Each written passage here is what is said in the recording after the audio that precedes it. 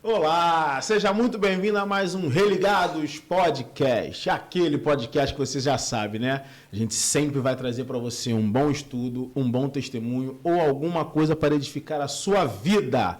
E hoje, como vocês sabem, não vai ser diferente. Estou com duas convidadas aqui de peso, já batemos um papo aqui em off, que foi um verdadeiro podcast. Agora vamos fazer outro agora para todos vocês. Eu quero apresentar aqui, hoje nós vamos estar falando aqui sobre o Outubro Rosa, né? Vamos falar sobre outras coisas também, que, como eu falei, né, um tempo atrás, quem está assistindo, o Senhor nos autorizou a fazer outros tipos de conteúdo no Religados. Tá? Não vamos perder a essência, como eu sempre falei, vamos trazer alguma coisa para edificar a sua vida. E hoje nós vamos falar especialmente, né, para as mulheres, porque né, o mês é dela, o ano, na verdade, são das mulheres. O que seria de nós sem as mulheres? Né? Então, primeiro eu quero apresentar aqui para vocês. Aliás, não vou nem apresentar, não. Eu vou deixar elas se apresentarem. Pastora Lana, por favor, se apresente ao nosso público do Religado. Olá, que prazer estar aqui, meu querido Júlio, amigo querido. Eu estou muito feliz de estar aqui me apresentando. Para quem não me conhece, eu até brinco que meu nome não é Lana, meu nome é Regilana, né? Porque é junção de nomes, papai bem criativo. Quis fazer de mim a prova do amor dele com mamãe, então colocou Regilana. Mas eu costumo brincar que eu sou feliz por ser menina, porque se eu fosse menino, o papai tinha um nome ainda mais criativo para mim. Oh, meu Deus. Chuta aí. Reginaldo com Lana. Regilana. Se fosse menino. Eu não tenho essa criatividade do seu pai, não. Lanaldo. Lanaldo. Eu pensei nisso, só que eu falei, não é muito doido para ser. O Senhor sabe de todas as coisas e te fez para ser mulher. Pois é, e aí, graças a Deus, eu sou menina, e aí veio Regilana, mas como é um nome também bem difícil, né, já desde a adolescência, Lana. Eu sou pastora, sou doutora em educação, sou teóloga, e a gente tem tido a graça do Senhor de poder lançar vários livros, né? Nós temos alguns livros publicados pela editora Trinitas, pela MK Books, e também na parte de teologia eu tenho algumas ações, inclusive a mais recente eu fui convidada para participar do diretório estadual da SBB, da Sociedade Bíblica do Brasil. Né? E a gente também tem um movimento gigante com mulheres, que é o Marcadas para o Propósito, que do livro surgiu esse movimento, onde a gente está trabalhando com mulheres cristãs que ainda não entenderam o propósito da vida, ainda não entenderam o chamado, às vezes algumas já entenderam, mas não estão conseguindo colocar em prática. Então, a gente trabalha na parte de mentoria, na parte de aconselhamento cristão, na parte da educação cristã. Então, sou pastora, teóloga, pedagoga, doutora e trabalho serva. Olha o murchando na cadeira. É engraçado, a gente estava conversando aqui em off, né? Porque isso tudo, eu não desprezo, obviamente, porque o Senhor nos permitiu, mas o maior título que eu posso dizer é que eu sou filha de um rei maravilhoso, princesa de um reino que jamais vai ter fim. Sou mãe do Natan e do Lucas, esposa do pastor Alex, vice-presidente da nossa igreja, mas o maior título é que eu sou filha, sou serva. Isso, maravilhoso, maravilhoso. E nós estamos aqui agora também com a doutora, psicóloga, psicanalista e mais um monte de coisa. Doutora Flávia, seja muito bem-vinda ao Religados Podcast. Se apresente, por favor. Boa noite, muito obrigada, Júlio, muito obrigada, Lana, não Regilana, mas Lana, pela intimidade que já foi criada. Então, acho que eu posso começar me apresentando dizendo exatamente, usando as palavras da nossa querida pastora. Sou filha, sou mulher, sou uma pessoa que é temente a tudo aquilo que acredita, aos seus valores, aquilo que lhe foi passado. E, em termos profissionais, sou psicóloga, professora universitária, psicóloga hospitalar, né? Trabalho dentro do hospital. E, por conta disso, criei um projeto social, Terapia para Todos, aonde eu vi a necessidade de ajudar pessoas que muitas vezes não têm acesso, não têm a possibilidade, infelizmente, de, através de um plano de saúde, ou mesmo tendo plano de saúde, por conta dos planos de saúde, não valorizarem o atendimento clínico da psicologia, buscarem atendimento de qualidade com profissionais qualificados e que deem total assistência, não só da parte medicamentosa e tal, mas também a parte da assistência psicológica, seja para dar diagnósticos, né, que a gente tem neuropsicólogos dentro da equipe que dão diagnóstico, seja de autismo, qualquer tipo de doença, né, ligada aos transtornos mentais, mas também na parte de psicoterapia, seja essa individual, casal, família, mas sempre levando em consideração aquilo que é o melhor para o nosso paciente. E é esse meu legado. Uau! Tá vendo aí? Bom, eu vou fazer esse ping-pong aqui, tá? Para a gente poder tocar esse podcast de hoje. Eu tô com a cola aqui, tá, gente? Porque é tanta informação que não vai dar para gravar aqui. Mas eu quero falar primeiro com a Lana, pastora Lana, marcadas pelo propósito. Sim. Eu senti esse nome forte. Sim, sim, é muito forte. Deus me deu, na verdade, quando eu fui convidada a ele, é o meu terceiro livro, né? Inclusive, eu estou até com ele aqui no momento, eu quero te apresentar, Marcadas para o Propósito. A nossa igreja se chama Projeto Geração Eleita, baseado em 1 Pedro 2,9. Então, as mulheres da igreja são mulheres eleitas. Mas nós tínhamos escrito a convite da minha querida amiga pastora Dani Neves, né, Daniele Neves, o livro Mulheres que Superam. E quando eu recebi o convite para escrever, eu sendo a organizadora, a idealizadora do projeto, eu orei ao Senhor, falei, Senhor, eu não quero colocar mulheres eleitas porque parece muito com mulheres que superam. Então, o Senhor me diga, qual nome vai ser esse livro? E esse livro foi 100% inspirado pelo Espírito Santo. Quando ele me deu o nome, eu caí, eu comecei a chorar, caí no choro, literalmente, porque a gente esquece dessa marca. Porque quando a gente pensa em marcadas para o propósito, geralmente o que vem na cabeça é dor e cicatriz. Porque quando a gente pensa de marca, a gente pensa de dor. Algo que curou, algo que cicatrizou. E é válido. É válido, eu não vou desmerecer de forma alguma a dor de alguém e a cura que chegou. Mas existe uma marca que é maior do que a marca da cicatriz. Eu abro esse livro falando que são duas as marcas, a marca da cicatriz e a marca selo. Por isso que a capa vem com essa coroa e com o selo. Mostra para o pessoal nessa câmera. Aqui. Marcadas para o propósito, a gente tem, logo na capa, todo esse simbolismo que fala sobre a coroa, que é o propósito, nós somos eleitos para manifestar as virtudes daquele que nos chamou das trevas para a sua maravilhosa luz. Então, o nosso propósito é esse, e nós fomos selados, comprados pelo sangue de Jesus para isso. Aqui tem o crescimento, a gente está fazendo isso se multiplicar na terra. E esse selo, que é a segunda marca, por que ele é maior? Porque, geralmente, a gente, quando pensa em propósito, a gente fala muito em mais de um. Qual é o teu propósito? Como se cada um tivesse um propósito. Mas não é assim. Não tem cada um tendo um propósito. A gente pode cada um ter um chamado, cada um ter um dom, porque o Espírito Santo ele vai distribuir. Mas o propósito é igual para todos. Qual é o propósito? É anunciar a Cristo. Então, de repente, através do podcast, você está cumprindo o propósito. É isso aí. Né? Através do louvor, você está cumprindo o propósito. Através de limpar a casa e cuidar de um filho, eu estou cumprindo o propósito. O propósito é anunciar Cristo, aquele que me tirou das trevas, aquele que pagou o preço, aquele que me religou a Deus. Então, esse é o propósito. Então, por isso o nome, Marcadas para o Propósito. Eu entendo a minha marca cicatriz, entendo que ela é uma plataforma, ela não é minha identidade, porque tem gente que leva a dor de uma forma até identitária, né? Eu sou a ex-feiticeira, ou eu sou a ex-drogada, ou eu sou a que teve uma cura. Ok, você passou por tudo isso, isso é válido. Mas você não é isso. Você é a serva, você é a filha, você é a eleita.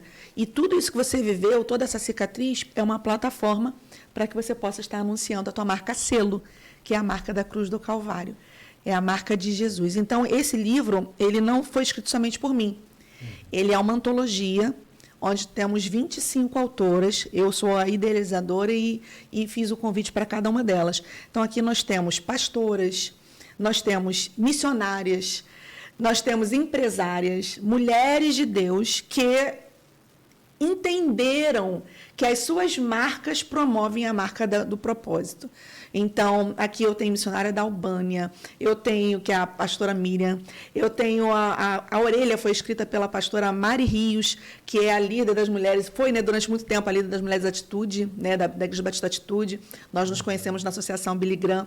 Prefácio pela pastora Dani Neves, que é uma mulher de Deus incrível também, debatedora da Rádio 93, pastora na Vale Rio. E empresárias, eu tenho aqui Patrícia Vasconcelos, que ela é dona de uma escola de atores aqui perto de nós, onde nós estamos aqui agora, e ela está com um trabalho para atores cristãos. Então, leva esses atores cristãos para manifestar Cristo dentro das artes. Então, assim, várias pastoras e vários testemunhos, e cada um mais forte do que o outro. Esse livro já chegou na Escócia, Portugal, Estados Unidos, lugares onde ainda não fomos fisicamente, o Senhor está indo através desse livro. Então, é sim um livro muito forte. O título foi o Espírito Santo quem deu, de fato, para que nós possamos entender que, sim, fomos mulheres eleitas para manifestar as virtudes, mas marcadas, seladas, compradas. E tudo que nós vivemos, elas nos garante uma forma de autoridade para poder transbordar. Então, uma mulher que passou por um câncer, uma mulher que passou por uma traição, passou por um adultério, uma mulher que viveu uma situação desafiadora na vida, que eu até não gosto de falar de dificuldade, eu não falo difícil, eu falo desafio. Porque quando a gente pensa em difícil, parece que tem um bloqueio ali na frente e eu não consigo transpor. Mas desafio, eu vejo como Davi diante dos gigantes. Ah, você é grande, mas você não é difícil, você é um desafio. Eu vou contra você. Então, essas mulheres, elas entenderam os seus desafios, romperam e hoje estão anunciando a marca do propósito. Então, esse livro é um convite para você que está passando por um desafio e que ainda não conseguiu, ou que ainda não conseguiu entender qual é o seu propósito, não consegue viver o propósito. E leia esse livro, estude esse livro. A gente está agora já caminhando para o volume 2. Eu vou abrir agora a seleção para autoras. E esse volume 12 ele vai estar aberto para todo tipo de mulher cristã, mas que a gente vai ter uma seleção, obviamente, mas não necessariamente as que eu conheço. Eu vou estar abrindo a partir da segunda quinzena de outubro para a seleção de novas autoras, e a autora que entra nesse livro, além de manifestar as virtudes e escrever, deixar um legado, ela também abençoa outras vidas e se torna uma defensora do Evangelho no Brasil e fora do Brasil. Então, assim, Deus tem dado esse caminho e nós estamos muito felizes. Eu costumo dizer assim que, até faz parte do meu capítulo, que quando a gente pensa na marca cicatriz, a gente pensa na dor, mas quando a gente pensa na marca selo, a gente pensa, por exemplo, se eu falar assim, pensa num refrigerante, uma garrafa meio desenhada, o líquido é preto, o rótulo é vermelho. Eu tenho certeza que você já imaginou de qual refrigerante eu estou falando. Sim. Sim. Se eu falo esse refrigerante, eu sei que você pensou muito bem, sabe qual é? O Dolly. Dolly! Pois então, quando a gente pensa nesse refrigerante, a gente entende que aquela marca, ela é de um refrigerante. Então, quando eu penso, a gente sabe que está falando da Coca-Cola. Então, quando eu estou falando da Coca-Cola, quando eu falo Coca-Cola, você imagina até o risco, né, da letra. Você sabe, quando você pensa em Coca-Cola, você às vezes lembra até do abrindo, né? Você sabe o que é. Você não vai pensar em Coca-Cola e pensar num arroz. Você não vai pensar em Coca-Cola e pensar numa margarina. Você não vai pensar nisso. Você vai pensar num refrigerante. Por quê? Porque a marca, ela significa que alguém registrou para um propósito.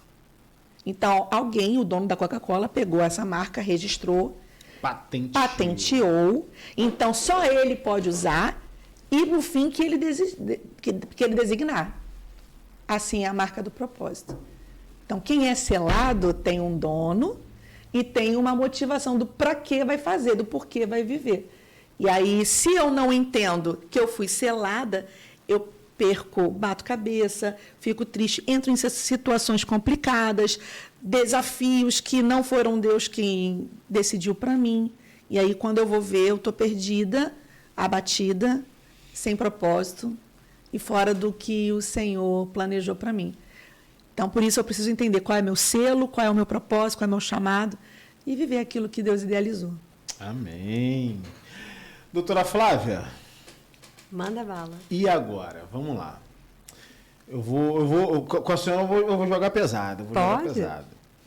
Nós estamos observando que, apesar que nós estamos falando aqui de mulher, mas eu não vou poder não falar também dos pastores, então eu quero falar de depressão dentro da igreja. Perfeito. Nós temos visto muitas mulheres, esposas de pastores, pessoas com chamado, pessoas que não param. Tu olha assim, aí pensa numa mulher forte. Por fora, mas por dentro ela está destruída. Em pedaços. E não tem com quem falar, porque imagina, uma pastora, ou uma esposa de um pastor, ou uma líder, fala assim, eu preciso de ajuda.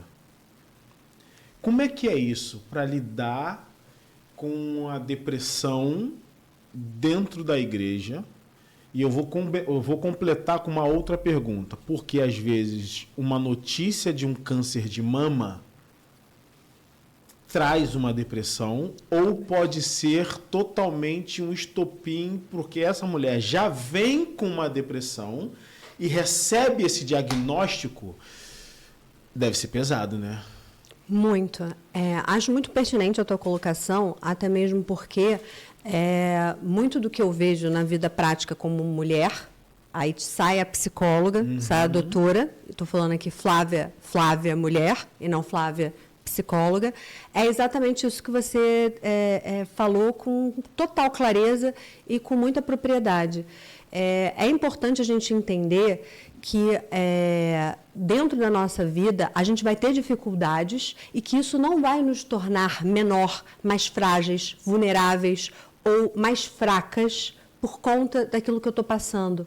E que eu tenho que entender que para chegar aonde eu quero chegar, para conseguir continuando com os meus desafios, continuando a seguir o meu propósito, como a pastora Lana trouxe e tudo mais, eu tenho que saber pedir ajuda. Da mesma forma que eu tenho que oferecer, estender a mão e acolher o próximo, ajudar quem me pede ajuda, eu tenho que também saber a hora de pedir ajuda, de saber me colocar nesse lugar de que, nesse momento, eu não sou a pessoa que vai ajudar, eu sou a pessoa que vou pedir ajuda e que vou precisar desse acolhimento.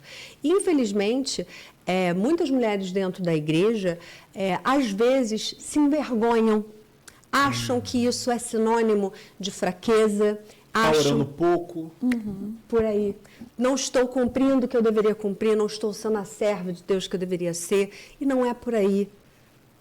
Depressão, eu gosto muito de dizer que ela não escolhe classe, ela não escolhe cor, ela não escolhe a religião, ela não escolhe o tipo de família que você tem, o tipo de propósito, trabalho, ela não escolhe nada, ela simplesmente acontece. É algo ainda que os pesquisadores, eu lido muito com pesquisadores, né, dentro da universidade, que ainda buscam entender de onde vem, se é algo genético, se é algo que poderia ser tratado de uma outra forma, com menos medicamento, além da terapia, né, porque muita gente acha que só tomar o remédio também é a solução, que não vou buscar terapia porque eu rezo, porque eu oro, porque a minha terapia é a oração. Não é por aí.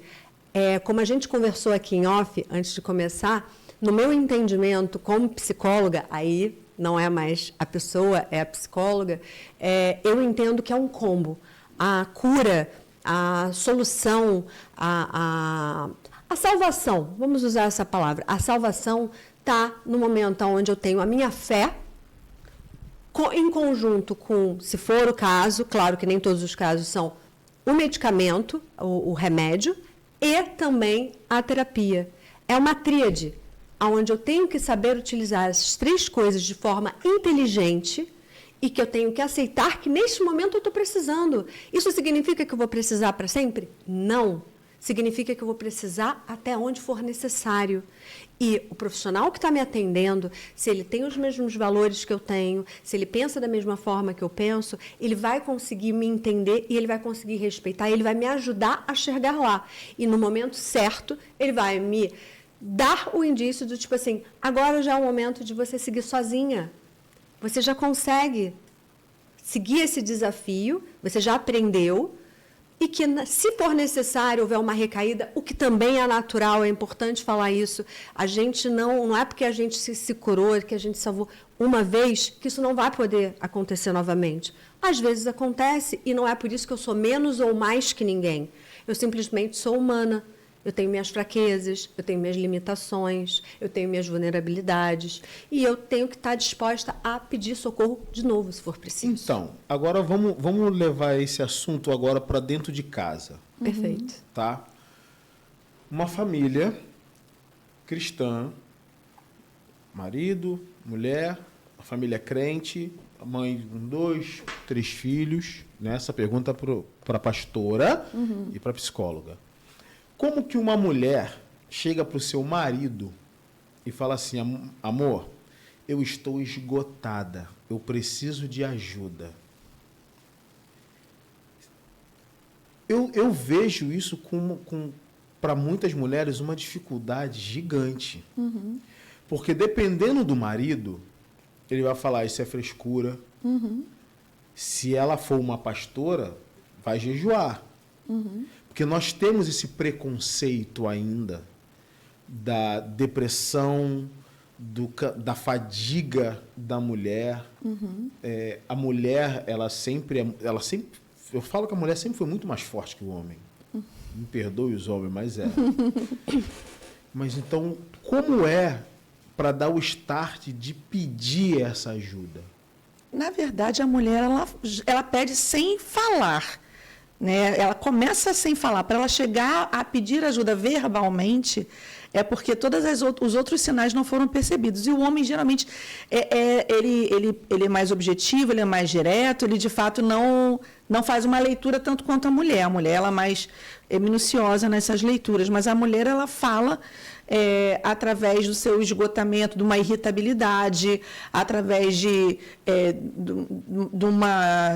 um anseio, de repente, por comida, para poder fazer uma solução interna. Então, assim, como que ela fala? Ela fala, primeiro, através dos sinais que ela dá. Um homem atento, um marido amoroso, ele vai perceber esses sinais. Mas, se porventura ele não conseguir ver, ela precisa verbalizar. Se ela não conseguir falar diretamente com o marido, existem homens e homens, né?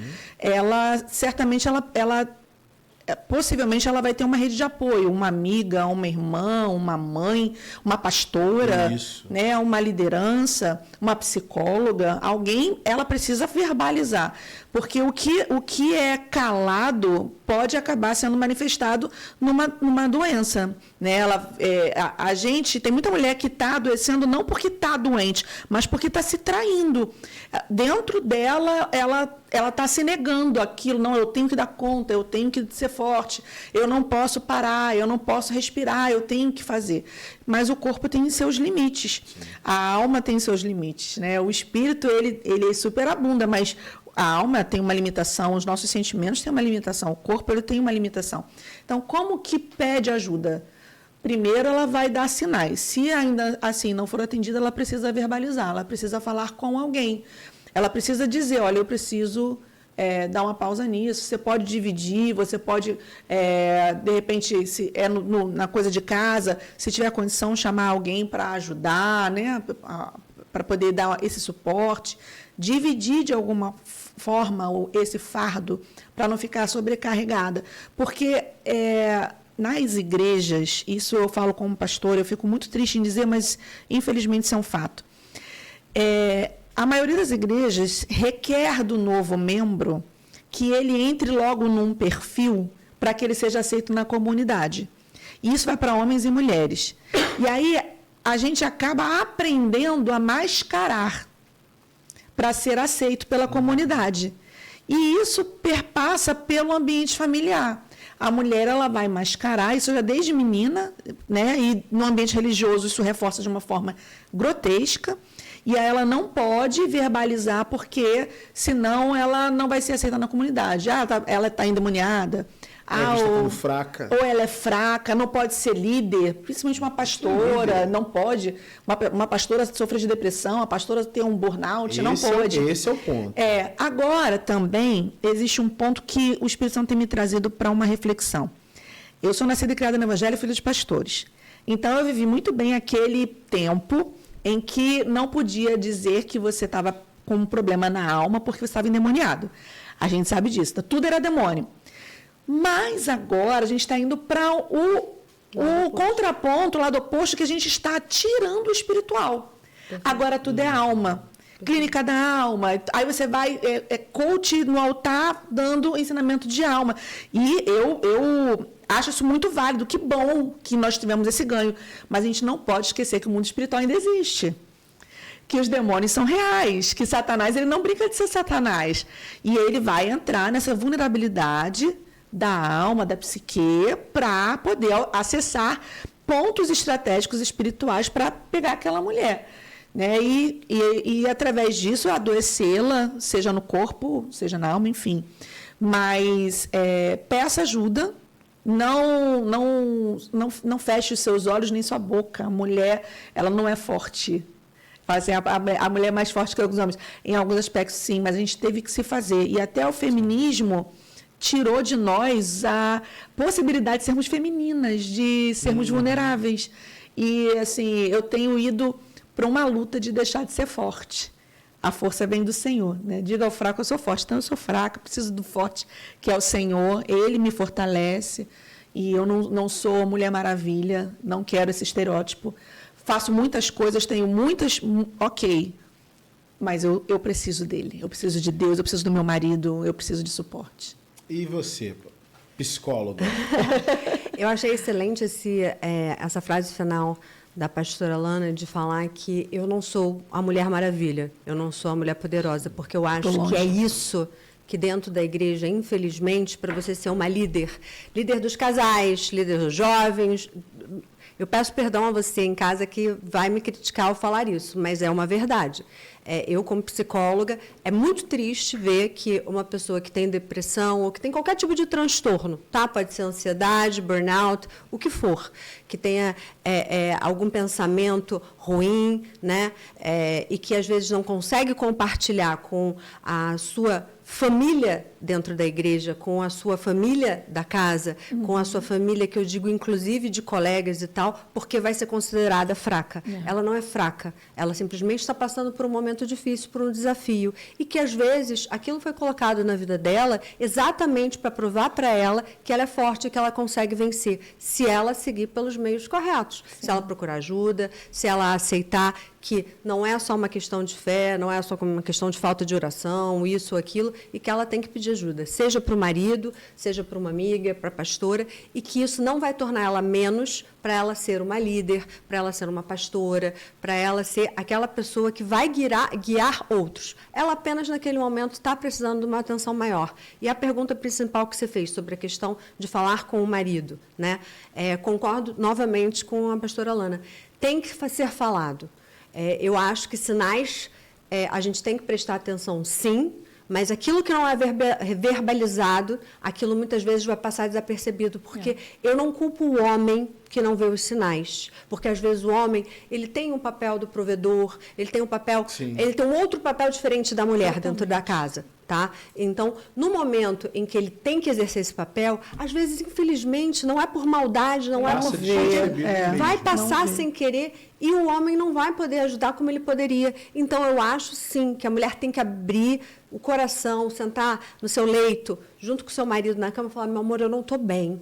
eu não estou legal, eu não sei o que está acontecendo comigo, estou me sentindo esgotada, estou me sentindo assim, e abrir seu coração, da mesma forma que a gente abre o coração na nossa oração, falando com o Senhor e tudo mais, a gente tem que abrir nosso coração para quem está do nosso lado, porque aquela pessoa que está do nosso lado é quem mais vai poder nos ajudar. E eu acho também que aí é papel do homem, ao ouvir esse pedido, você acolher, você virar e não criticar, você virar não julgar, você virar e falar assim, sério, você está precisando? O que você acha que eu posso fazer para te ajudar? Se eu não souber a resposta, vamos procurar juntos. Estamos de mãos dadas. Quando a gente subiu ao altar, a gente se uniu, a gente estava junto, a gente está junto aqui agora também. Eu vou te ajudar a se tratar, vou fazer os esforços que precisar. Se não der para ajudar aqui em casa, eu vejo alguém para ajudar a gente pede ajuda para os colegas na igreja, a gente pede ajuda para a vizinha, para a família, para quem quer que seja. E eu acho que o homem também tem que exercer esse papel e assumir para si, do tipo, se eu não posso fazer pela minha mulher, então eu vou achar alguém que faça. Eu tenho um exemplo desse dentro do meu consultório, que para mim foi uma das coisas mais lindas do mundo. O homem me ligou e falou, minha mulher está precisando. A senhora atende ela para mim, por favor? Porque às vezes a mulher não tem nem força para pedir não tem nem ajuda. coragem. Falta-lhe coragem, porque ela não quer nem recitar para o próprio marido, quanto mais para ela mesma. Então, ele ter feito isso, para mim, foi um gesto de grandeza. Eu falei para ele, fico muito feliz de você ter me procurado, vai ser um prazer receber você e sua mulher para conversar, e depois eu faço o atendimento dela. Depois você não vai poder estar junto, mas vou fazer maior questão. E fiquei feliz de ver. É um caso, para mim, que não é comum, quero deixar claro, não é que não existam homens assim, tá?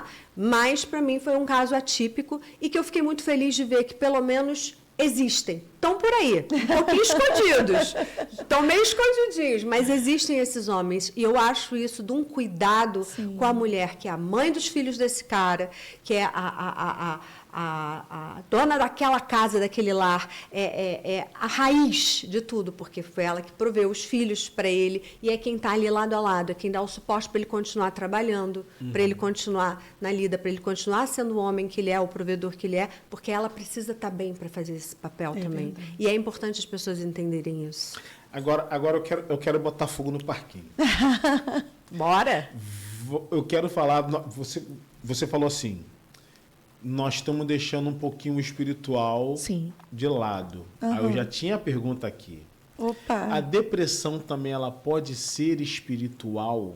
Opressão, possessão ou coisa parecida? Agora... Posso falar? Você fala. Bem, com certeza o inimigo ele vai se aproveitar da situação. Isso é um fato, porque enquanto eu tenho uma situação onde eu me torno vulnerável por conta daquela situação, seja por algo que aconteceu na infância, na adolescência, que faz com que eu me deprima, ou uma situação no presente que faz com que eu me deprima, Satanás ele vai vir e vai se aproveitar e vai me atormentar, seja com pensamentos obsessivos, seja com lembranças, seja com falas, dizendo, eu costumo dizer que dentro da nossa cabeça tem 4 vozes. Espiritualmente falando, a gente precisa distinguir psicologicamente, a doutora vai falar na parte psicológica, mas como pastora, eu sempre ensino para as minhas ovelhas o seguinte, essas vozes, elas não necessariamente são suas. Satanás fala dentro da mente, Satanás conversa. Santo Agostinho dizia que a gente não pode impedir o pássaro de fazer ninho, de voar, mas eu posso impedir de fazer ninho. Ele vai voar, mas ele pousar, eu é que vou decidir se ele vai pousar na minha cabeça ou não. Então, Satanás ele vai falar. Ele vai jogar um dardo inflamado do diabo para que eu caia. Mas, se eu resistir, se eu tiver pelo Espírito, o Espírito Santo me dando a força para que eu possa resistir a essa fala de Satanás, eu não vou entrar nesse nível de depressão. Então, a depressão, ela pode ser startada por algo espiritual? Pode. Pode ser somente a alma? Também pode. Pode ser um trauma, pode ser alguma coisa que ela viveu? Claro, mas também pode ser algo espiritual. Palavras de Satanás lançadas na mente da pessoa, fazendo com que essa pessoa comece a enxergar uma situação com o olhar que Satanás quer que ela enxergue. olhar uma situação por um prisma que vai fazer com que ela se deprima. E não analisar... Eu tenho uma frase que eu até estava falando, antes, aqui em off, né, falando com vocês, que é que a gente nunca perde. Ou a gente aprende ou a gente vence. Então, quando eu não consigo ter um olhar, porque Satanás vai me falando coisas na minha cabeça, e eu não consigo ter um olhar ou de aprendizado ou de vitória, de conquista numa situação, e eu vou levar aquela situação para uma dor, vou levar aquela situação para um medo, para uma angústia, daqui a pouco aquilo vai me aprisionar. Do pensamento vai gerar sentimento, do sentimento eu vou tomar uma atitude. E aí essa atitude pode ser das mais terríveis possíveis. Então, sim, mas nem tudo é demônio também. Eu também não posso demonizar e falar tudo é diabo. Claro que não. Às vezes é alma, às vezes... Porque nós somos tricotômicos. Então, botar tudo na conta do diabo também não posso. Mas eu não posso dizer que o diabo não vai se aproveitar. Vai se aproveitar. Ele vai utilizar os seus subterfúgios para fazer com que aquela pessoa piore. Então, de repente, tem um gatilho que foi colocado na infância. Uma menina que foi abusada. E tem um gatilho. E aí, quando chega na fase adulta, ela está com um problema no casamento.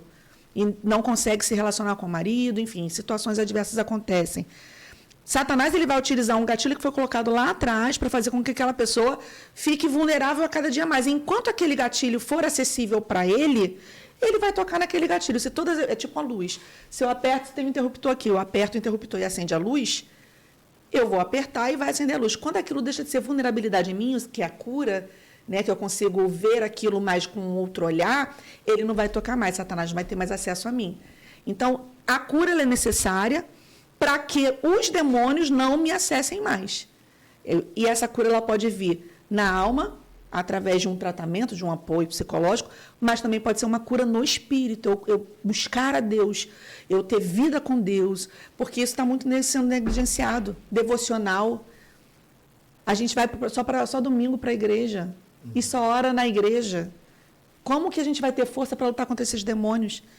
Tem prática de oração, prática de jejum, prática de busca da palavra, para que eu possa me fortalecer contra os ataques. Tem até um gatilho ali que eu ainda não curei, que eu ainda não tive um suporte para curar. Mas se eu estou forte no espírito, eu vou ter mais uma base para eu lutar contra essas setas que o diabo lança dentro da minha cabeça. Então, pode ser que Satanás esteja utilizando esses gatilhos, esses problemas, para me alcançar e me deprimir ainda mais, sim. E você, como psicóloga, tem que analisar isso, separar isso, né? É uma coisa que eu acho muito importante, porque quando eu comecei na faculdade, se dizia muito que a depressão era a doença da alma, que você adoecia a alma. E, por um lado, eu concordo com isso até hoje, pelo meu lado espiritual, eu concordo com isso até hoje, mas como a própria pastora tocou, que eu achei brilhante a colocação dela, não é só isso. Nunca é só, né? Exato. A gente tem uma doença, seja ela qual for, câncer, como você trouxe a questão da mulher com câncer de mama, ou qualquer outro tipo de câncer, mas aquilo não foi ocasionado só por uma questão espiritual. Tem a parte da carne nossa, que tem alguma coisa ali que eu tenho que tratar. Então, eu não posso negligenciar nem o meu lado espiritual, nem o lado da medicina, o lado da psicologia, que vão me ajudar também. Mais uma vez, eu volto àquilo que eu falei agora há pouco, que tem que ter tratamento onde você tem as três coisas trabalhando em conjunto, seja o meu lado espiritual, em conjunto com a medicação, o psiquiatra, o neurologista, se for no caso de um câncer, o oncologista e tudo mais, e a psicologia, que é o que vai tratar você de uma outra maneira, vai conjugar ali um pouco com a espiritualidade. Claro, muito do meu trabalho, muito do que eu atendo no consultório, eu muitas vezes puxo pela fé da pessoa, porque a fé, para mim, também é uma técnica, também é um artifício que me favorece no meu trabalho. Se a pessoa não tem fé, como a gente estava falando aqui em off, é agnóstico, ateu, né? Tem um outro tipo de crença que eu não consigo me entender por que tem, mas não acredito em nada. É muito difícil exercer o meu trabalho, como eu sei que é muito difícil um pastor, um padre, conseguir tocar aquela pessoa, porque ela, talvez, de alguma forma, tenha uma ferida espiritual que ela própria não consegue entender, mas que alguma coisa aconteceu, seja na infância, na adolescência, e que fez aquela cicatriz ficar ali e que a pessoa rejeita a cicatriz, ela não olha para a cicatriz. E o pior que você pode fazer com uma doença, seja ela um transtorno mental ou uma doença física, é você fingir que você não está vendo. É você jogar para debaixo do pano, disfarce, finge que eu não estou sofrendo tanto assim, vou mostrar forte aqui na frente de todo mundo. E aí é a hora que pensamentos ruins vêm e eles só vêm porque eu permito. Eu chamo isso de vida de Instagram. É sobre isso. Vida de Instagram. Vida de Instagram. Vida de Instagram é perfeita. Não existe. É linda. Você não está com dor, você não está sofrendo. Você Ninguém tá tem sempre nos depressão. melhores momentos, Ninguém tem depressão. ansiedade. Só que é uma vida que você não consegue bancar, né? Claro Durante que não. muito tempo. Claro que não. Então, falando de doenças da alma, eu vou falar de doenças da alma e vou falar das mulheres que superam, Ok. tá? Porque em outras religiões, e todo mundo que está aqui, eu já cansei de falar isso, que eu gosto muito de estudar outras religiões, um câncer de mama, olha que problema que eu vou trazer agora. Quando a Bíblia diz o meu povo perece por falta de conhecimento, não é só conhecimento da palavra, é conhecimento do todo. Sim, ignorância. A ignorância no sentido literal da palavra. Claro. Né? Então, Júlio, creio, que às vezes pode ser que um câncer em qualquer parte do corpo possa ser uma falta de perdão, que é uma doença na alma. E aí? Vocês também acreditam nisso? Obviamente. Bom, levando para o lado da psicologia, a gente entende muito que algumas doenças autoimunes, tá? E que doenças como o câncer são doenças que vêm através de coisas que a gente guarda, mágoas, ressentimentos, sentimentos que a gente não consegue levar de uma maneira suave, ou que eu não trato, ou que eu não lido, ou que eu, de alguma forma, dentro da minha espiritualidade, eu própria não aceito ou não quero aceitar, porque a gente sabe o que é o correto. Você tem que, para ser perdoado, você tem que perdoar. Então, muito disso, o corpo, como a própria pastora trouxe aqui, para mim é uma frase que eu falo muito para os meus pacientes. Quando o corpo fala, você tem que escutar com atenção, porque senão ele vai gritar. E quando ele gritar, aí já vai estar tarde demais, porque aí provavelmente a doença já passou por um passo aonde, às vezes, a cura medicamentosa, espiritual, psicológica, ela já não vai ter mais lugar. Às vezes só a fé mesmo. Sim. E a fé é algo tão forte. Eu vou responder te dando um testemunho. Sim. Não meu. Não é meu, mas eu tenho aprovação da pessoa para contar. Uma grande amiga hoje, psicóloga, Mulher de Deus, uma das autoras do livro, ela não aceita, né? Mas ela teve o diagnóstico de câncer. E era um câncer super agressivo. Ela, serva do Senhor, temente ao Senhor, um câncer agressivo, todos os exames davam câncer, foi para o INCA, os médicos fazendo vários exames e para começar tratamento e tudo mais. Só que ela nunca, você falou de negar, eu me lembrei dela. Ela nunca aceitou, ela nunca falou eu tenho, mas não era uma forma assim de negação, não. Ela de fato falou assim, ela falava, não, quem está dizendo é você, eu não tenho isso. E ela não aceitava, no sentido de ela não era nem não aceitava, ela de fato ela não entendia que aquele diagnóstico tinha a ver com ela. Ela falava, não, você está dizendo que eu tenho, mas eu não tenho. Nunca tive câncer. E até hoje, se ela vir aqui na mesa, ela fala assim, não, eu nunca tive câncer. Os exames diziam, mas eu nunca tive câncer. Até que chegou num momento em que os médicos chamaram ela e falaram, gente, não estou entendendo. O que aconteceu? Os exames deram tudo, não tinha nada. Falaram, você não tem nada. Ela falou, mas eu sei que eu não tenho nada. Agora os exames estão dizendo que eu sempre falei que eu não tinha. E assim, o poder da fé é um poder tão gigante, a fé no Senhor Jesus, o que o Senhor Jesus é poderoso para fazer, nós não temos dimensão, sabe? A gente não tem a compreensão. O meu pai, ele morreu 2 vezes. A primeira vez que ele teve uma parada cardíaca e ele entrou em óbito, e aí os médicos tentaram reanimar, e com muito sacrifício conseguiram ressuscitar meu pai. E o meu pai, ele voltou, mas ele voltou em coma. E depois que ele voltou a consciência, voltou tetraplégico.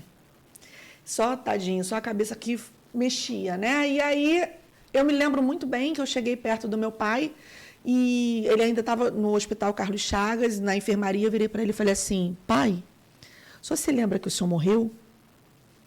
Aí ele fez assim com a cabeça. Aí eu respirei fundo para perguntar o que eu realmente queria saber. Pai, morrer dói? Eu queria saber como é que era morrer, se morrer doía ou não. Aí eu falei: morrer dói. Aí meu pai abriu um sorriso daqui a aqui.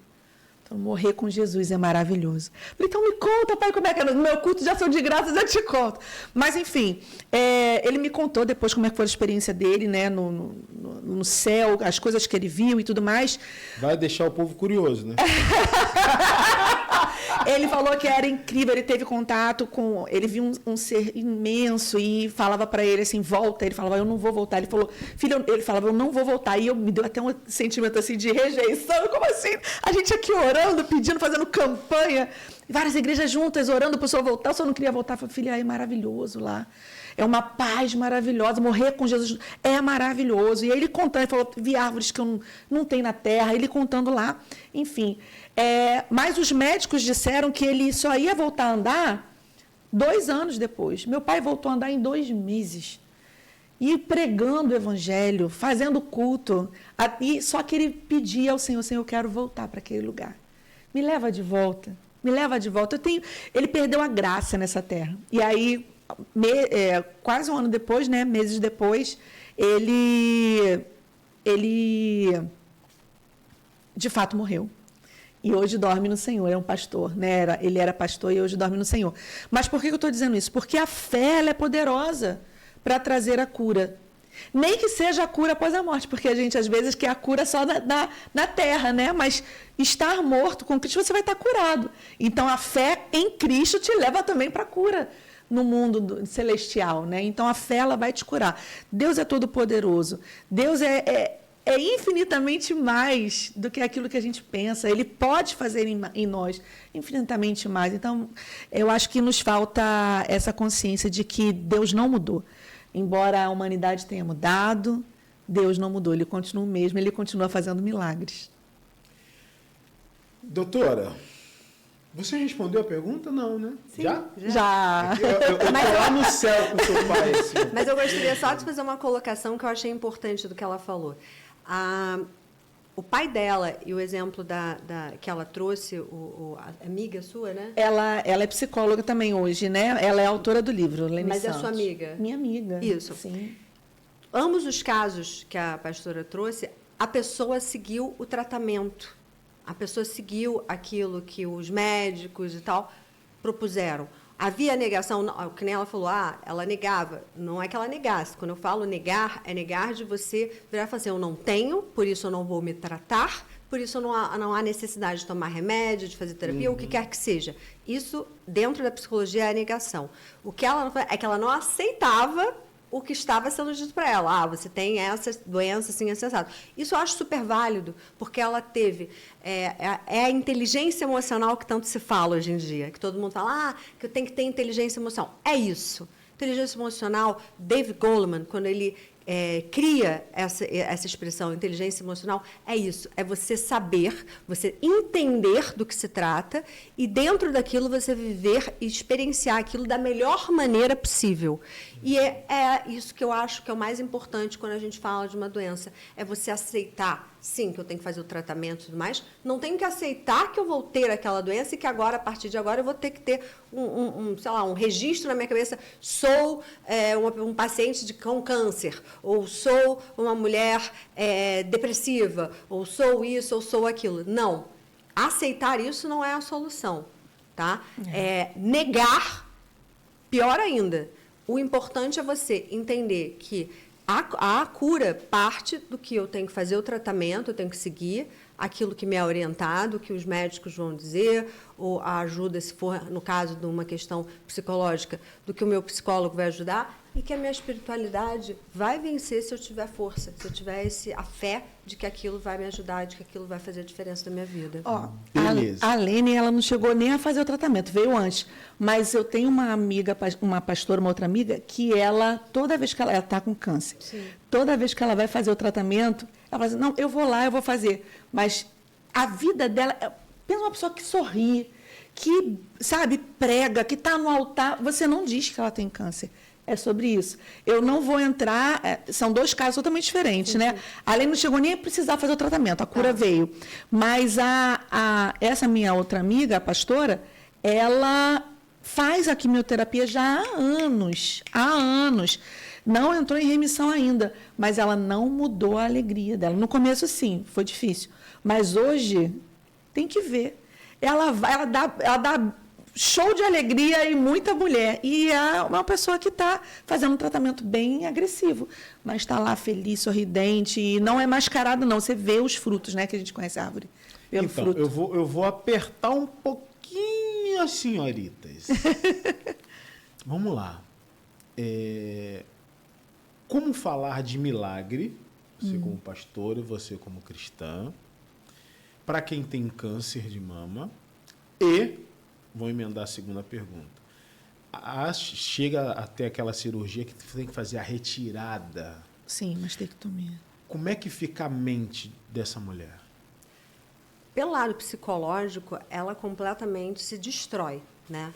Porque o seio, né, as partes íntimas da mulher é o que empoderam ela dela se sentir feminina, né? É o cabelo, né, que com a químio acaba caindo, e aí às vezes tem que raspar, e aí algumas usam lenço, outras não querem usar nada, outras botam peruca. Cada uma vai ter a sua maneira de se reinventar ali durante o processo para poder segurar o psicológico, porque é como eu falei antes, nesse momento psicológico, se a pessoa não tem fé, se a pessoa não tem uma espiritualidade mínima que seja, eu não digo nem avançada, evoluída, daquela que estuda, que é fervorosa, mínima que seja, ela não tem onde se agarrar. E isso, para qualquer tratamento, já é você começar jogando contra você mesmo. E nós não estamos nem falando da fé só cristã, não, tá? Concordam? Sim. Concordo, claro. Não é só na Claro. nossa fé, porque todo mundo, as pessoas têm fé nos seus orixás, nos seus guias. E Perfeito. aqui no Religar você sabe que a gente super respeita. Mas é para vocês entenderem que a importância de ter fé. Sim. Seja lá quem você tem a fé ou o que você tem a fé. A importância da fé. Só que eu queria pegar esse gancho. Me perdoe ter te Não, cortado. perfeitamente. E é sobre isso. E quando uma mulher recebe o diagnóstico e sabe que vai ter que tirar o seio por conta do nódulo, às vezes até não vai poder colocar uma prótese, tá? Porque não são todas, é bom levar isso em consideração, porque todo mundo acha que o câncer de mama, por ser algo mais físico, né, e tal, tiro o seio, vou melhorar, vou Bota ficar bom, silicone. coloco silicone, depois estou bonita, vou me sentir bem. Não são todas que podem.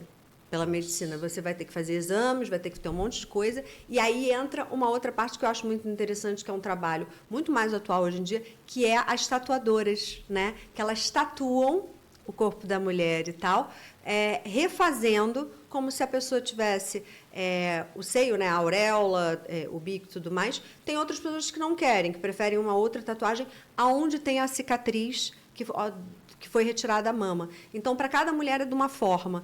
E eu acho muito importante a gente entender que, podendo colocar uma prótese, um silicone, ou não podendo, você tem uma solução e que aquilo é algo que vai ficar não só marcado no seu corpo, mas o principal, fica marcado na sua alma, no seu espírito.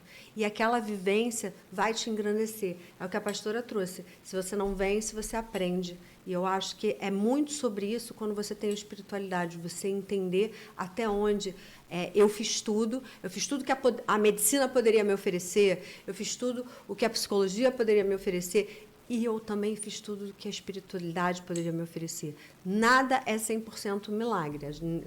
Milagres não são recorrentes, né? Eu gosto muito de uma parte da Bíblia onde Deus coloca que tinha lá o cara que estava se afogando, né? E ele está lá orando, falando, Deus, poxa, manda um barquinho para me salvar. E aí passa um pescadorzinho, você está aí, vem cá, deixa eu já... Não, Deus vai me salvar, Deus vai, não sei o quê, eu vou continuar aqui, eu estou quase morrendo, estou quase me afogando. E o cara morre. E aí, quando ele chega no céu, e Deus perguntou, ué, o que aconteceu? Ué, o senhor que tem que me explicar. Eu pedi, eu orei, eu fui um bom servo, eu fui um filho, eu fiquei pedindo para o senhor me salvar, o senhor não me salvou, o senhor permitiu que eu morresse. Ele, não, eu te mandei a boia, eu te mandei o barquinho, eu te mandei o pescador, eu te mandei tudo. Tudo ali era eu. Você que não quis, porque você ficou esperando o milagre. E é muito sobre isso. Ficar muito nessa esperança do milagre, e não fazer. Ali também, o médico também tem a mão de Deus para te ajudar. O médico também, o psicólogo também tem a mão de Deus para te ajudar. É Deus presente de formas diferentes na tua vida para te auxiliar. Não fique esperando só o milagre, porque talvez o milagre esteja no médico, esteja no psicólogo, esteja de uma outra forma, com uma outra cara, mas está ali. Eu tenho eu tive uma conversa com uma pessoa que a gente estava falando de fé, se Deus faz ou Deus não faz. Aí eu falei para ele assim, vamos lá, você acredita que se você orar com toda a sua fé, Deus vai pegar, aí eu não lembro o que tinha, mas um exemplo, vai pegar aquela luminária ali e vai transferir para aquele lado lá. Deus tem poder para isso? Ele, claro. Você acredita que se você orar, Deus vai pegar aquela luminária ali e vai colocar lá? Ele falou, claro. Aí eu falei, eu acho que não, eu tenho certeza que não. Ele, então você não tem fé? Eu falei, eu tenho fé. Total. Só que Deus não vai sair do trono dele para pegar a luminária que está ali para levar para lá se ele me deu a condição de fazer. Perfeito. O milagre é quando ninguém mais pode fazer e só ele pode fazer. Perfeito. Então, se você tem condições de pegar aquela luminária e levar no outro lado, Deus não vai fazer por você. Porque ele já te deu a condição de fazer. Então, às vezes, o tratamento para o câncer, não, eu vou esperar o milagre. Não, o milagre está em você ir lá no médico e fazer o tratamento. O milagre eu já te dei quando eu criei esse tratamento. Elias, quando vai para a caverna, tem uma passagem que é um detalhe. Ele profetiza, segundo a minha palavra, não chove mais aqui. A Bebel ficou revoltada com ele, falou, mata ele. Eu parafraseando, eu digo assim, Deus fala assim, Elias, deu ruim, mete o pé, porque Bebel vai te matar. Mas é o seguinte, vai lá para a caverna, porque eu já dei ordem aos corvos para te alimentar. Então, peraí. Antes de Deus falar com ele, ele já tinha feito a provisão. Então, às vezes, antes de você ir, quando Deus vai falar com você, a provisão já aconteceu e você nem viu. Então, às vezes, o teu milagre não é que Deus não fez. Não, eu não fui. Não, foi um milagre. Você teve um câncer, uma doença mortal e você foi curada. Pelo médico? Por Deus. Quem foi que capacitou esse médico? Foi Deus. Entendeu? Sim. Então, tudo é milagre. Sim. Uns mais mirabolantes. Outros tão sutis que às vezes a gente não enxerga como um milagre. Exatamente isso. Maravilhoso o que você acabou de dizer. A gente precisa lembrar de Romanos 8, 28, que fala que nós sabemos que todas as coisas cooperam para o bem daqueles que amam a Deus e que são chamados segundo o seu propósito. Então, não é somente os que amam a Deus, mas os que são chamados segundo um propósito. Então, às vezes, essa enfermidade faz parte do propósito, faz parte do caminho. Então, como falar de milagre? A pergunta foi essa, né? Como falar de milagre para uma mulher que está com câncer, que está convalescendo? Como falar de milagre? Falar, você está passando por isso também é um milagre, nem a cura, mas você está passando por isso também é uma possibilidade, porque o caminho se faz caminhando. A gente espera sempre o final do caminho, mas não é o caminho se faz caminhando. Cada passo que eu vivo, cada dia que eu acordo, eu estou fazendo uma jornada incrível. É um milagre gigante. E, sim, eu creio que Deus usa os médicos. Sim, eu também creio que Deus faz um milagre, como foi com essa minha amiga. Não chegou a fazer nada e, de repente, acabou. Cadê? Onde é que estava? Não tem, não achamos mais. Deus faz das duas formas. Mas o que eu digo para essa mulher? Deus vai usar isso como plataforma para a glória dele. Observe que tudo coopera para o bem. Deus não perdeu o controle. Deus não perdeu o domínio. Obviamente, nós estamos na Terra e temos a possibilidade de tomar alguns caminhos, escolher algumas situações, dependendo da forma teológica, como a gente vai encarar essa situação. Mas eu consigo compreender que aquilo que nós vivemos faz parte da nossa história com o Senhor. Se a gente se permitir, tudo vai cooperar para o nosso bem.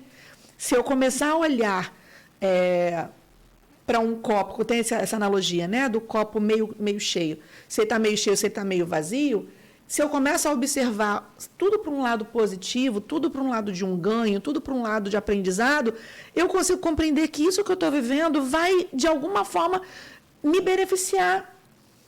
Eu preciso ter um olhar positivo, não é positividade louca. É a fé que Deus está comigo. Ele não me abandonou, ele falou, estarei convosco até a consumação dos séculos. Ele está na enfermidade, está na cura, está na alegria, está na frustração. Ele está lá, está no diagnóstico, está no milagre. Ele está lá e se ele está tudo bem. Eu estava conversando recentemente com um adolescente, estava pastoreando ele, e ele estava passando por uma fase, né, da adolescência de escolha de profissão, né, o que eu vou fazer, o que eu vou escolher, vou para o quartel, não vou para o quartel, o que eu faço? E a minha resposta para ele foi, você precisa se lembrar que lá no teu futuro você vai estar lá. Ou seja, você vai estar mais maduro e você hoje já é safo, já consegue resolver um monte de coisa, então você vai estar lá. E mais, além de você estar lá no teu futuro, você vai estar com Deus do teu lado. Que se você, por um acaso, não conseguir resolver, Ele vai te ajudar. Então, para que ficar ansioso? Para que ficar preocupado? Para que ficar com essa angústia? Então, eu diria isso para essa mulher. Teu futuro, Deus vai estar lá. Não se preocupa, só caminha. Tenha fé. O caminho se faz caminhando, confia. Se é para fazer o tratamento, amém. Se é para eu crer, não, nada disso vai acontecer. Tudo que você está falando não vai acontecer. Não é numa negação, mas é numa fé mesmo, na confiança de que Deus vai fazer um milagre. Amém. Mas creia que Deus vai dar a vitória, seja ela na terra ou no céu. Mas a vitória vai chegar. É o que eu digo. Uma vez eu falei para meu pai teve câncer, né? E eu sou quinta série pra caramba. E eu cheguei pro meu pai e falei, pai, das duas uma. Se Deus te curar, todo mundo aqui vai ver a glória dele. Se ele não te curar, só o Senhor vai ver a glória. Isso aí. É isso aí. É a realidade. E o Senhor que vai ver a glória. É. Porque às vezes Deus quer salvar.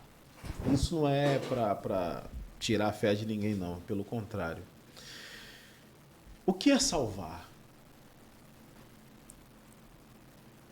O que é salvar? Ah, não salvou ela, morreu. Cara, mas ela foi salva. Sim, exatamente. Mas para Jesus salvar, você teve que morrer. É. Como é que você quer ir para a glória e não quer?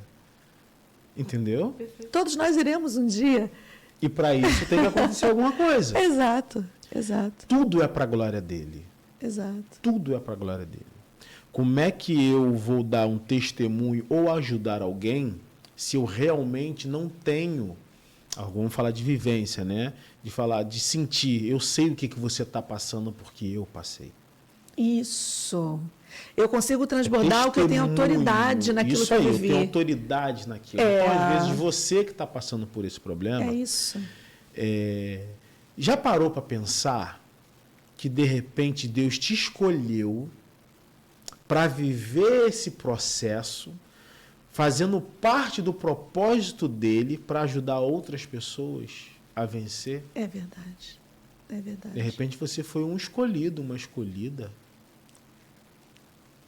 Olha, o Senhor não dá nada glória, além daquilo que nós não consigamos suportar. Que bênção. Se você começar a entender que, peraí, eu fui escolhida, eu fui escolhido para abençoar outras pessoas lá na frente com a minha doença. Isso é forte demais. Incrível. É uma honra, né? É uma honra você ser escolhido por Deus para passar esse processo. Meu Deus. Eu acho que fica um pouquinho mais leve. Sim. Porque eu já passei por algumas coisas e começava a orar, falar, Senhor, por quê? Por quê? Por quê? Você não quer aceitar? E ele falou, por que você não pergunta para quê? Eu falei, caramba, peraí. Senhor, para que eu estou passando por isso? Porque lá na frente você vai ajudar, é assim, assim, assim, assim, assim, assim. Então, vou me permitir contar ao vivo aqui coisas que a maioria não sabe. Eu tive depressão profunda. Eu cantava louvores chorando. Na época, quando eu estava diagnosticada com depressão, tomando remédio, fazendo terapia e tudo mais, eu era muito mais nova, ainda estava na época da faculdade, ainda não tinha feito faculdade de psicologia, fazia outra faculdade. Tive pensamentos ruins. Sim. E, hoje em dia, eu sinto que todos os meus pacientes entendem e sentem que o meu atendimento, a minha forma de lidar com as coisas e tudo mais dentro do tratamento é diferenciada. Muitos não sabem por quê e não entendem direito por como que eu entendo melhor do que uma outra psicóloga com quem eles já tiveram. Porque é uma parte da minha profissão, aqui quem está falando é a Flávia Pessoa, Sim. não a psicóloga. O meu testemunho aqui agora está sendo como pessoa. Porque eu já estive naquele lugar. Eu sei o que é pensar aquilo. Eu sei o que é planejar o ruim para mim. Eu sei o que é passar pela depressão, questionar a minha fé, questionar a minha vivência, questionar o porquê de eu estar sofrendo aquilo, porquê eu estar precisando passar por aquilo, da pessoa que eu era, do ser humano que eu sempre fui, da família com que eu vivia e tudo mais, porque eu estava precisando passar por aquilo. Hoje, eu não tenho dúvidas. Já tem um tempo que eu não tenho dúvidas, mas hoje eu estou podendo fazer pelo outro o que muitos fizeram por mim sem, por exemplo, eu não tenho dúvidas que o psicólogo que me atendeu e que eu digo que me ajudou muito, que talvez foi a minha salvação, ele talvez nunca tivesse vivenciado aquilo, e que ele me tratou e me orientou pela teoria, porque ele conhecia através dos livros, através daquilo que ele tratou, atendeu, estudo. E eu não desmereço ele, não estou dizendo que eu sou uma profissional melhor que ele, mas eu acredito que talvez o meu diferencial para ele é que eu estudei tanto quanto, só que eu senti na pele. Eu vivenciei. Eu tive um câncer de ovário, eu tive... aí agora, tá vendo? Testemunha, agora sabe, psicóloga, agora está aqui. Tem a possibilidade de talvez eu não poder ter filhos, é o meu maior sonho. Então, antes de fazer a quimio, fazer tudo, eu congelei, porque eu tive a bênção de estar com um profissional excelente que virou e me orientou. A gente descobriu como o seu maior sonho é um dia ser mãe. Então, antes da gente começar com a químio, para não ter o perigo de você se tornar infértil e não poder gestacionar futuramente, vamos congelar. A gente faz primeiro o tratamento de congelamento e tal, e depois a gente entra com a químio, porque o tratamento para congelar na época, tem muitos anos, tá? É rápido, demora no máximo um mês, então não vai retardar tanto. E na sequência a gente faz a químio e logo em seguida vai fazer a operação para retirar o órgão.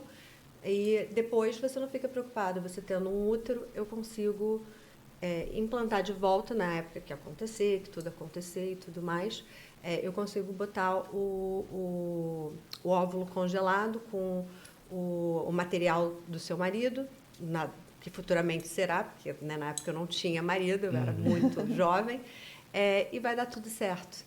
Hoje, antes de vir aqui, eu estive no meu médico para começar esse processo. Uau, e é sobre glória a Deus, coisa linda. E é sobre isso. E que coisa linda. me emociona falar, porque foram experiências de vida, experiências minhas próprias, como ser humano, independente da minha profissão, eu poderia ser qualquer outra coisa, e que hoje, graças a Deus, essas experiências muito sofridas, muito doloridas em todos os momentos, me fizeram a profissional que eu sou e que eu sei o que eu posso ajudar, até onde eu posso atingir, e é como eu oriento, inclusive, os profissionais que trabalham comigo dentro do meu projeto e que me motivam há 10 anos a existência dele, porque eu boto muito claro, não ache que você sabe tudo. Não ache que porque você conhece a teoria, que você estudou pra caramba, você domina tudo. Pelo contrário, se bobear, é o teu paciente que vai te ensinar a tratar ele. Eita. Porque você nunca sentiu, você não sabe como é que é. O que eu senti, o que eu vivi, eu consigo passar a minha experiência para o meu paciente e ele entender até onde eu fui e que ele pode ver em mim, se espelhar em mim e falar assim, caraca, eu vou ficar bem igual a ela. O que eu não passei, eu ajudo com a teoria e ele me traz o que é até onde eu posso ir, até onde eu posso ajudar. Isso, para mim, como a gente estava falando, tá aí o milagre. Viu? Isso aí. E eu não fiquei esperando ele acontecer. Eu fui Coisa esperando. linda. E hoje você consegue transbordar, porque você viveu. Totalmente. A autoridade conquistada através da experiência é algo incrível. É uma honra, é um privilégio. Todas as coisas cooperam para o bem. Conjuntamente cooperam para o bem. Todas, até as desafiadoras. Agora você faz parte das mulheres que superam. Mulheres que superam. É verdade. Eu quero falar agora de mulheres que superam. Deus nos deu essa graça, né? A gente escreveu o primeiro livro, Mulheres que Superam. Foi lançado pela editora Trinitate também, pela MK Books. Ela está em formato digital pela MK Books em todas as plataformas digitais. E recentemente saiu agora, está fresquinho do forno, o nosso 4º livro, que é o Mulheres que Superam Florescendo no Deserto. E esses também são antologias, né? Mulheres de Deus escrevendo juntos. A idealizadora, minha querida amiga, a pastora Dani Neves. Aqui nesses livros tem Mulheres de Deus incríveis, pastora Tati Teixeira, da Cara de Leão. Aqui tem Marcela Bastos, da 93. Marcela Bastos. Mulheres de Deus incríveis, maravilhosas. E muitas outras mulheres que entenderam que as dores são passageiras quando a gente se permite superar. Quando que a gente vive sempre na dor? Quando não se permite superar. Então, a superação é com uma fé inteligente, a gente consegue romper. Não é aquela fé cega, mas a fé inteligente. A gente entender que tudo vai cooperar e que eu consigo passar pelo tormento, pela dor, mas vencer. Aquilo dali faz só uma parte de um capítulo da minha história. Uma certa vez, eu ouvi uma história de uma menina que ela tentou suicídio e quando ela estava no hospital, chegou um enfermeiro perto dela e falou assim, mas minha filha, você é tão jovem, por que você fez isso? Por que você passou por isso? Aí ela falou assim, eu não aguento mais, a minha vida, sabe, não estabiliza, nunca que, quando eu acho que vai dar certo, acontece alguma coisa, e aí eu não consigo mais superar, minha vida não fica do jeito que eu quero. E aí ele virou para ela e falou assim, olha aqui, mostrou um monitor cardíaco. E fazia, né? Subia e descia, subia e descia. E aí ele virou e falou assim, olha assim, subindo e descendo, significa que você está vivo. A vida é feita de altos e baixos. Enquanto você está viva, é assim que vai ser. Quando tiver estabilizado, você não está mais aqui. E aí ela caiu em si, e isso é viver. Então, eu consigo superar quando eu entendo que a fase que eu estou vivendo é um capítulo, não é a minha vida inteira. Não vai ser minha identidade. Deus está passando comigo e está tudo bem, ok, mas eu preciso superar. Para poder vir o novo, eu preciso ser um odre novo. Porque o novo só vem quando eu estou nova, quando eu entendo, quando eu mudo a minha mente. Eu não vou me conformar, mas eu vou fazer uma metanoia. Eu preciso mudar meu pensamento para experimentar a boa, agradável e perfeita vontade de Deus. Então, eu vou mudar e vou superar. E esses livros, eles estão assim, incríveis. Esse Florescendo no Deserto, que é o mais novo, ele fala sobre as torrentes do Negueb, né? Que é uma região em Israel que o simbolismo até da leoa, né? Que a mulher, assim como as mulheres, né, precisam ser essas leoas, né? As que lutam, que vencem, e é o símbolo do livro. As torrentes do Negueb é uma região de Israel onde é desértica, mas tem um espaço que, periodicamente, em alguns períodos do ano, cai chuva nas montanhas, e essa chuva se acumula, as águas se acumulam e passam por aquele vale onde o córrego, onde o rio vai correr. E aquelas águas passando por aquele lugar desértico ativa sementes dormentes que estão ali no solo. E essas sementes, elas voltam a germinar, voltam a florescer, e o lugar que era deserto passa a ter verde, passa a ter planta, passa a ter flores. E aí, novamente, vai o ciclo, as flores vão liberar suas sementes, a semente vai voltar, não vai ter mais chuva, vai virar uma semente dormente, mas daqui a pouco vai vir chuva de novo. E novamente aquelas torrentes daquela região do Negueb vão chegar e novas sementes vão germinar. Essa é a vida. Deus permite florescer no meio do deserto, mas se eu consigo entender que o caminho se faz caminhando, preciso passar pelo deserto. Vou passando pela prova, dando glória a Deus. E aí eu vou superar. Você também tem uma história que seria legal contar do seu filho. Sim. Como é que foi isso? Eu narro no volume 1 do Mulheres que Superam, nesse livro aqui. Meu filho, ele com cerca de uns 12 anos, 11, 12 anos, eu levei ele para fazer um exame de vista normal e a médica ficou assustada e falou: o fundo de olho dele é estranho e vamos fazer mais exames, mais exames, mais exames. E aí ela deu um diagnóstico que meu filho ficaria cego até os 17 anos e falou que a culpa era minha, porque eu tinha usado corticoides demais nele na infância. Só que eu nunca usei corticoides, mas eu sempre segui à risca todos os parâmetros do médico. O médico mandava passar, eu passava. Então, ele tinha muita rinite, ele tinha muitas... foi um menino que teve muitas alergias, então eu usava corticoide nasal, tomava um corticoide e tal, mas seguia a prescrição médica. Enfim, quando essa médica falou que meu filho tinha isso e o fundo do olho dele era muito aumentado, que ele possivelmente tinha um glaucoma muito avançado, que era medicamentoso, que a culpa era minha, eu entrei num desespero tão grande que eu tive pensamentos ruins. E eu falei: se eu fiz isso no meu filho, eu não mereço estar aqui.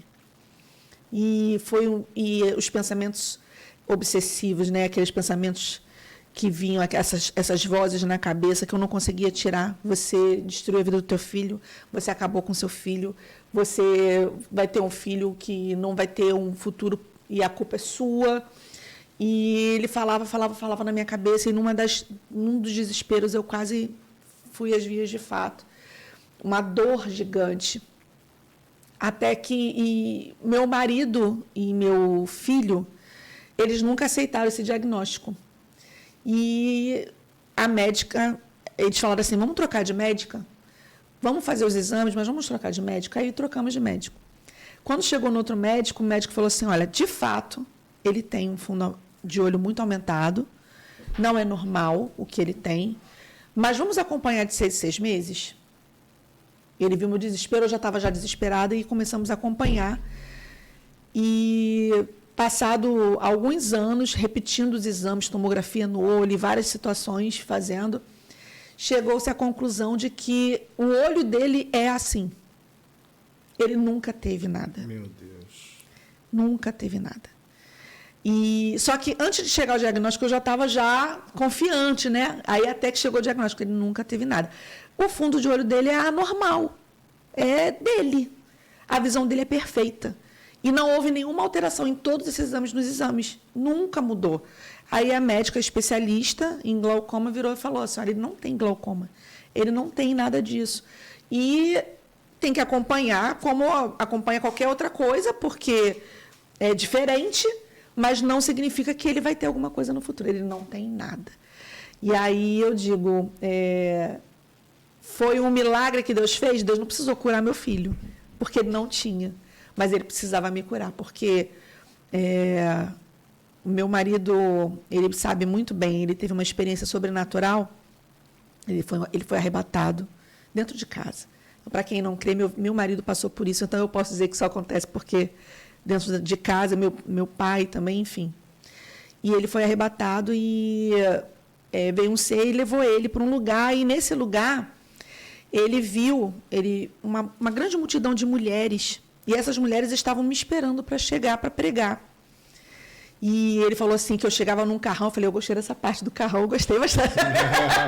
Aí ele falou que era um carrão, eu falei, brincadeira essa parte. Mas ele me viu no futuro e o anjo do Senhor falou que ele estava vendo no futuro. Eu falei assim, meu Deus do céu, que responsabilidade. Mas logo em seguida, esse anjo levou, eu nunca contei isso num podcast.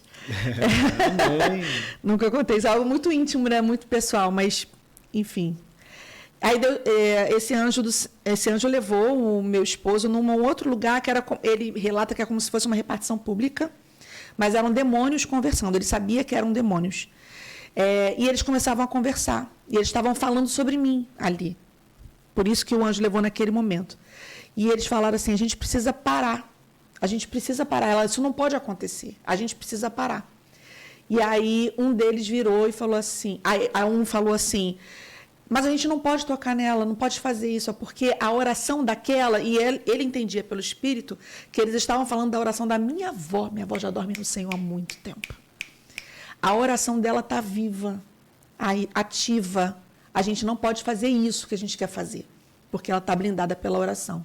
Aí a gente entende a palavra, fala que a oração de um justo pode muito seus efeitos. A gente não tem noção do quanto. E aí ele veio um outro demônio e falou assim, mas eu sei o que fazer para parar ela.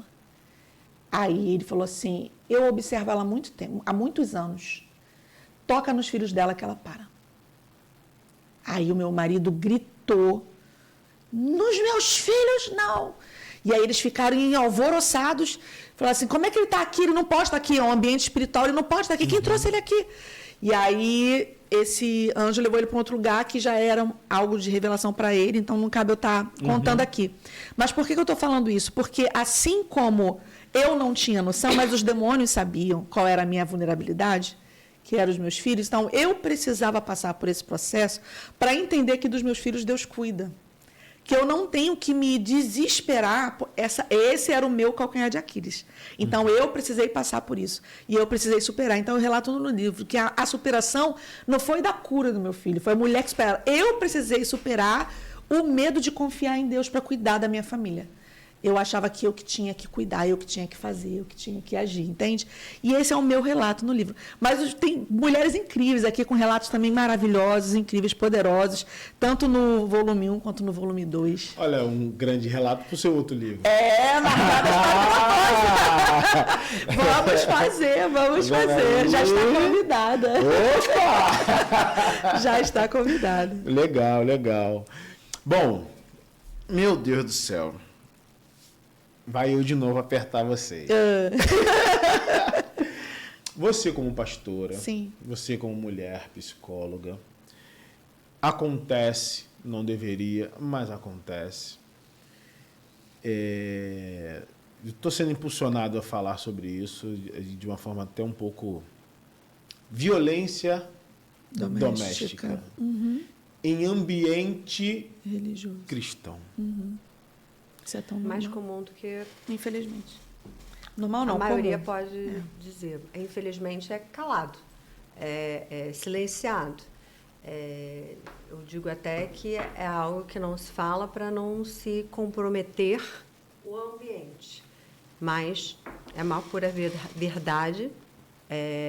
Escuto relatos no consultório todos os dias e é muito difícil, como mulher ouvir, como cristã, como tudo. Porque, como psicóloga, eu não posso aceitar. Mas só cabe àquela mulher fazer por ela o que nenhuma outra vai poder fazer. Ajudar a ir numa delegacia, a denunciar, a se cuidar. Eu posso fazer como psicóloga, uma amiga pode fazer pela amizade, uma irmã da igreja pode também fazer pelo amor, pela espiritualidade conjugada entre ambos. Mas se livrar disso, só a própria pessoa. porque uma vez, e o que já vi acontecer inúmeras vezes, o relato acontecer, a pessoa se afastar e depois volta. Aí vai lá e retira a queixa, vai lá, finge que não foi, fala que foi, porque a fulana que me incentivou, botou essas ideias erradas na minha cabeça, para destruir a minha família, para destruir o meu lar, porque queria roubar meu marido, porque queria... Aí começa... que, na verdade, são enganações, né? São autossabotagens que a pessoa faz, psicologicamente falando, que ela própria não quer se convencer daquilo, que ela própria não quer aceitar aquilo, às vezes até por uma questão, como a gente já falou aqui em outros assuntos, da questão do que ela precisa que o resto a aceite, né? O grupo a acolha como se ser casada e... ele não fez por mal...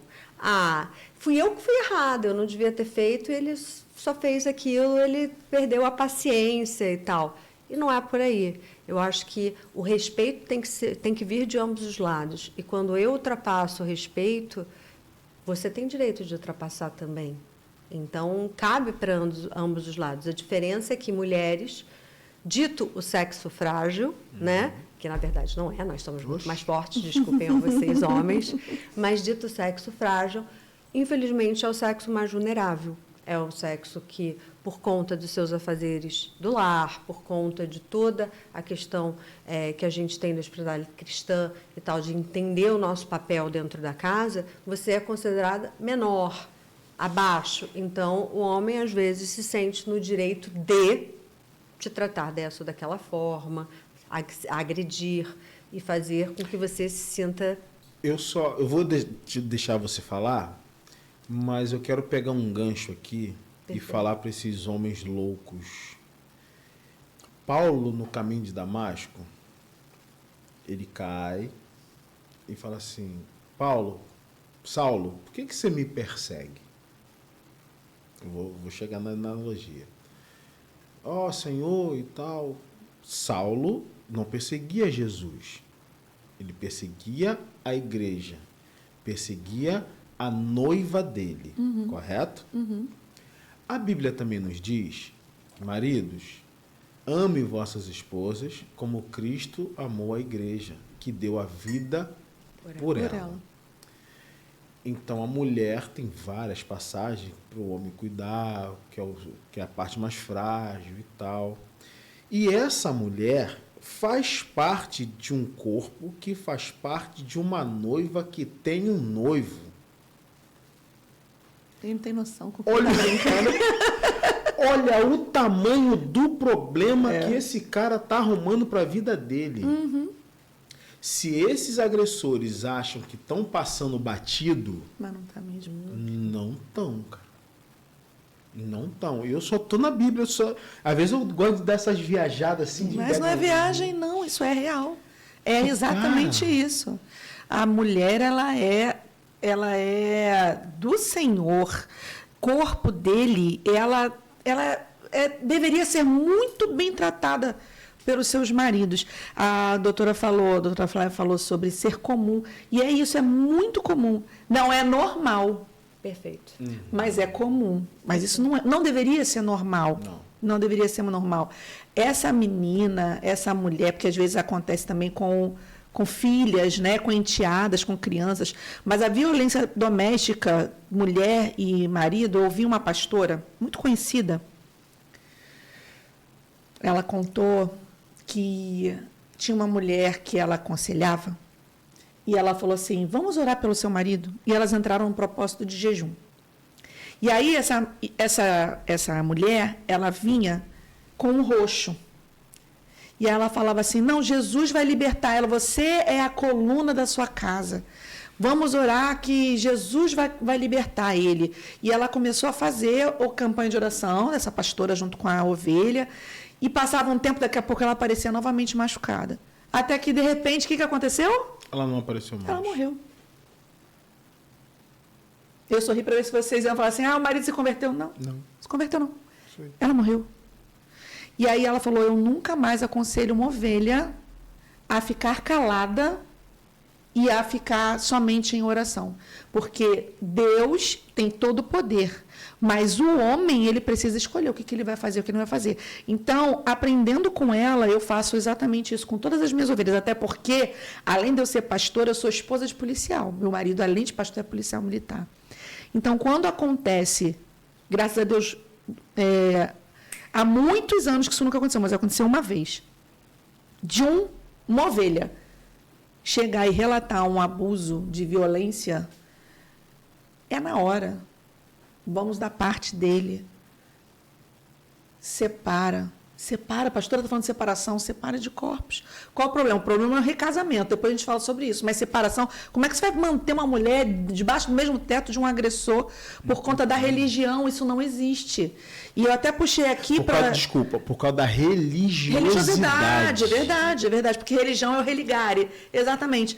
Mas para manter aquele vínculo da comunhão, né, daquela comunidade, enfim. Eu puxei até aqui a Lei Maria da Penha. Ela é uma lei que garante não somente a violência física. Então, eu acho até pertinente a gente trazer isso para cá, porque tem mulheres que acham que a violência é somente se ela apanhar, mas não é. O que a lei garante é também a violência psicológica.